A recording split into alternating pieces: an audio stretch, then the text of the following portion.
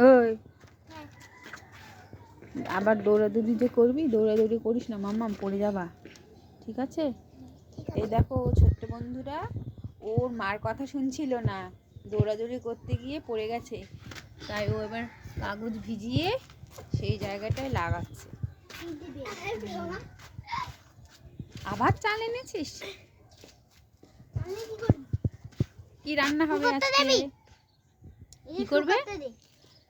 আরে এখন না, ওটাকে আগে জল দিয়ে ভিজিয়ে তারপর না, জল দিয়ে ভালো করে এমনি শুকাতে হয়। শুকিয়ে কি করবে এটা?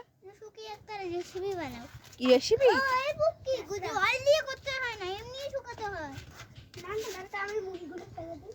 কি রেসিপি? সেই রেসিপি কি আবার খাওয়া যায়? না না, তাহলে আমি বলছি তো রাইস করি। আচ্ছা রাইস, নিম পাতা এখানে ওষুধ লাগিয়ে দিলাম। রাইস আর কি হবে পুক্কি? রাইস আর চিকেন। চিকেন, রাইস আর চিকেন খেতে এসো সবাই।